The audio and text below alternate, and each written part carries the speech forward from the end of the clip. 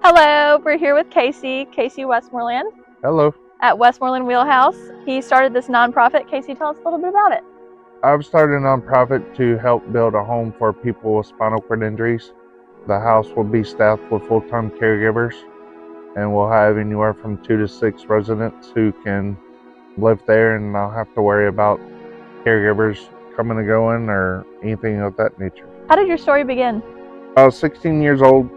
22 years ago, I face planted running into the waves at Myrtle Beach. I instantly became paralyzed and they realized something was wrong. I was at Conway Regional for a few days, and then they transported me to Carolyn's Medical Center, which is now Atrium, and spent several months in the hospital, drug-induced coma. I had a trach, got pneumonia. I spent several months in the hospital, went to rehab, and then came home. I finished high school, went off to college locally, and have been trying to make it as a paralyzed person in society and trying to be as productive and independent as possible. Over the years, I have been through numerous caregivers from every reason possible that they have come and gone. Every time I think of I've heard it all, I keep getting reminded that there's a new story every time.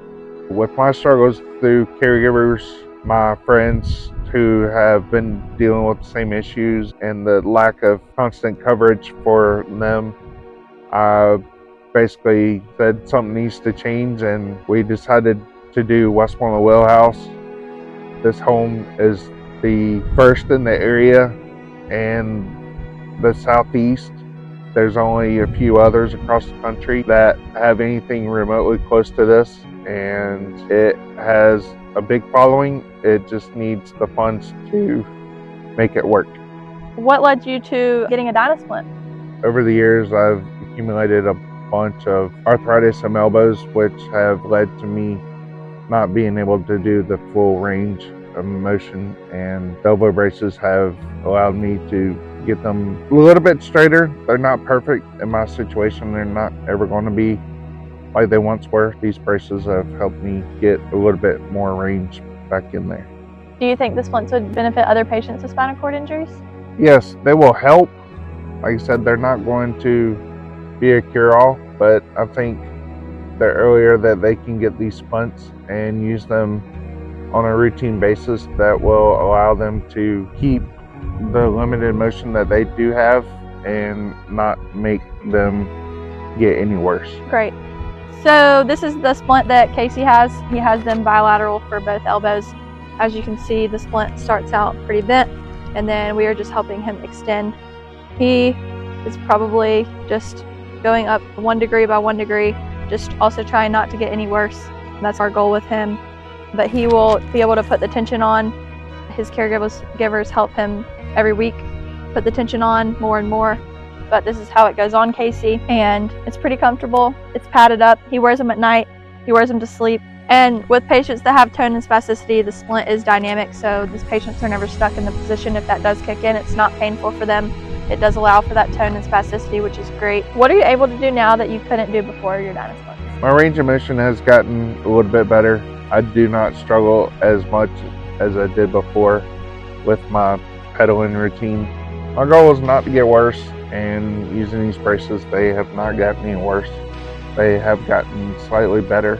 Good. Once you get used to them and learn how to use them, and when the time frame to use them with the adjustments and the tension on them, you can adjust them to loosen them up or tighten them depending on the use and how often you use the braces. How has your experience been working with me as your Dynasplint rep? The splints and you have been very helpful over the several months that I've had these. The splints have been very useful, and with you instructing how to use them, and the time frame of using them has been very tremendous and very helpful. Good. You have a lot of nonprofit events that you do to help raise awareness and help raise the money for this wheelhouse. What can we do to share the word? First of all, you can go to westmorelandwheelhouse.org.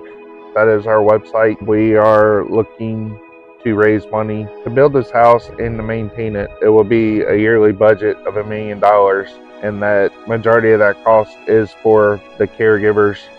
We have fundraisers throughout the year, and our fundraising efforts will never end. Thank you so much for being in this video and letting us share your story about Dynasplint, and also sharing some information about Westmoreland Wheelhouse, and also helping those who need it and trying to spread the word and get them all in a house. I think what you're doing is great, and we're here to support in any way we can by sharing the word. Everyone go check them out and consider some Dynasplints for your quadriplegic patient.